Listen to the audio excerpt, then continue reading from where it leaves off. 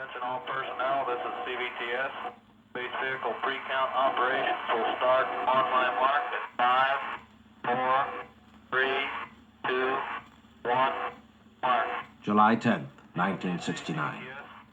These words start the historic 5.5-day countdown of Apollo 11, a solid and massive reality in the form of a 3,000-ton space vehicle standing on Launch Pad 39A in the sun-baked sands of Cape Kennedy, Florida. Its mission is to accomplish the goal that President Kennedy set in 1961.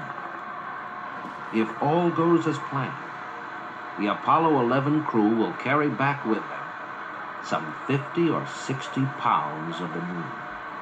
And, as a bonus, 1/1000th of an ounce of the sun. Essential personnel are to clear the control area for launch vehicle ordnance operation. Our 20 previous manned flights have accustomed the world to space miracles. Again and again, the moment the unbelievable is accomplished, it becomes ordinary. But to actually land 2 men on the moon? I wouldn't say that fear is an unknown emotion to us. Neil Armstrong speaking, commander of Apollo 11. Fear is characteristic particularly of knowledge that there may be something that you haven't thought of and feel that you might be unable to cope with. I think our training and all the work that goes into the preparation for flight does everything it can toward erasing those kinds of possibilities. And I would say that as a crew, among the 3 of us, really have no fear of launching out on this expedition. Neil, a former Navy pilot, joined the space program as a civilian. The crew he heads are in many ways all men of the same mold.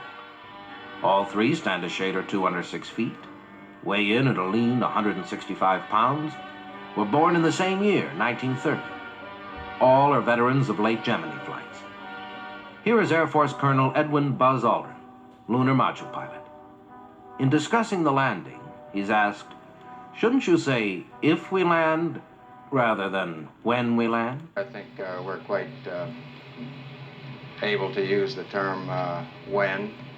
We certainly are thinking positively. We've been thinking positively over the past many years in preparing for this flight.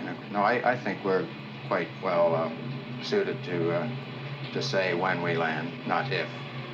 And a question for Air Force Lieutenant Colonel Mike Collins, the command module pilot, who will orbit alone while Neil and Buzz go down to the moon. If a rescue should become necessary, how low could he take the command module to rendezvous with Neil and Buzz to pick them up? Well, you're very close to the limit when you say 50,000 feet, given the fact that some mountains are probably in the vicinity of 20 or 30,000 feet high. We would be prepared to go down to the absolute limit, and it would be a decision that would be reached by mission control based on their best data on what orbit the LEM was in and how low it would be necessary for me to go to effect a successful rescue, and I'm sure I'd abide by their decision.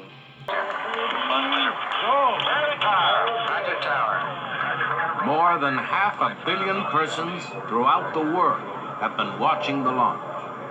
Rocco Petrone, director of launch operations, apologizes to me. We took off 724 milliseconds after the appointed time of 9:32. We were 724 milliseconds late from starting this mission, which really started 8 years ago.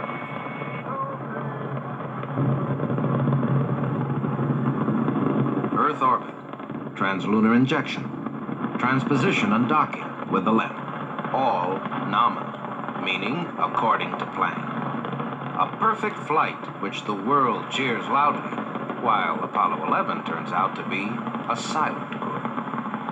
There will be less air-to-ground communication than on any previous manned flight. Next morning, some 110,000 miles out, the non-talking astronauts get a talkie report on what's happening on Earth. London AP. Europe is moonstruck by the Apollo 11 mission. Newspapers throughout the continent fill their pages with pictures of the Saturn V rocket blasting off.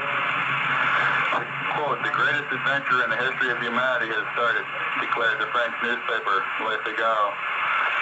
The Communist daily Humanité led with a launch picture and devoted its entire back page to an enthusiastic moon report. While Apollo 11 streaks to the moon, the New York Times prints of attraction for having jeered in 1920 at Robert Goddard's belief that a rocket could function in a vacuum. The Times concedes, 49 years, 6 months, and 4 days late, quote, "It is now definitely established that a rocket can function in a vacuum. The Times regrets the error," unquote. In Washington, it is disclosed that Apollo 11 is carrying mementos of 3 dead American astronauts and 2 dead Russian cosmonauts to leave on the moon. This tribute to the cosmonauts is followed suddenly by a remarkable instance of cooperation between Russia and America in all the years of the space race. On Friday, July 18th, Frank Borman discloses that he has talked on the phone with the president of the Soviet Academy of Sciences to find out if Luna 15 is on a possible collision course with Apollo 11. They said that it would remain in orbit, in its present orbit, for 2 days, and that they would notify us immediately of any future changes in the trajectory. It should be at an altitude of about 18 nautical miles on its way down to the low point of about 50,000 feet from where the powered descent to the lunar surface will begin. Eagle Houston, we rig you now. Your go for PDI, over. Roger, understand. Altitude 40,000. And Eagle Houston, you're still looking good. 7 minutes, 30 seconds into the burn. Altitude 16,300 feet. We're now in the approach phase, everything looking good. Altitude 5,200 feet. And you're go for landing, over. Roger, understand. Go for landing. 3,000 feet. Stop alarm. Eagle looking great. Your go. Altitude 1,600. 1,400 feet, still looking very good. 750, coming down to 23. 100 feet, down at 19. 540 feet, down at 30, down at 15.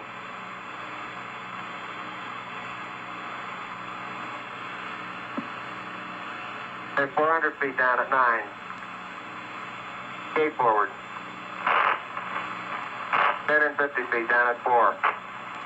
30, lift the half down. 300 feet down, 3.5. 47 forward. Put up. On 1.5 down. 70.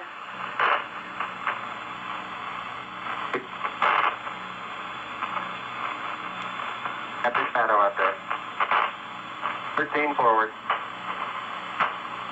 11 forward, coming down nicely, 200 feet. 4.5 down. Guys looking good, down a half. Lights on. Picking up some dust. Great shadow. 4 forward. 4 forward, drifting to the right a little. Contact light. Okay, engine stop. ATA at a descent. Mode control both auto, descent engine command override off. Engine arm off. 413 is in. We copy you down, Eagle. Houston, Tranquility Base here. The Eagle has landed. That was Neil Armstrong informing the world that now, for the first time, man has landed on the moon. Time of arrival, 3:18 p.m., Central Daylight Earth Time. In Houston, capsule communicator Charlie Duke replies, Roger, Tranquility, we copy you on the ground. You got a bunch of guys about to turn blue. We're breathing again. Thanks a lot. Cheers inside the Space Center mingled with the song of an anti-poverty group demonstrating outside. 21 hours, 36 minutes, and 20 seconds after landing on the moon, Eagle has lifted off to rejoin Columbia. In another 2 hours, the crew is all back together in Columbia. And Eagle is sent soaring off to fly alone in lunar orbit. Almost 5 hours later, Near midnight, Central Daylight Time, Columbia shoots out of lunar orbit and starts home. And in Houston, Werner von Braun comments, I think the ability for man to work and act and live in other worlds has virtually ensured mankind immortality. We can from now on move to where we want to go, where the other worlds can support our life, or we can modify the environment in such a way that we find other places comfortable and livable also. In the last hours before reaching Earth, Edwin Aldrin quotes a verse from Psalms. When I consider the heavens, the work of thy fingers, the moon and the stars which thou hast ordained, what is man that thou art mindful of him? And from Neil Armstrong. God bless you. Good night from Apollo 11. 8 days, 3 hours, and 18 minutes from liftoff, Apollo 11 has splashed down safely in the Pacific.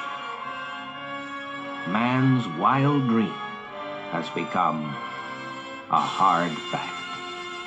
Controlled by computers, guided by telemetry, but ultimately achieved by man's own hand and mind and heart.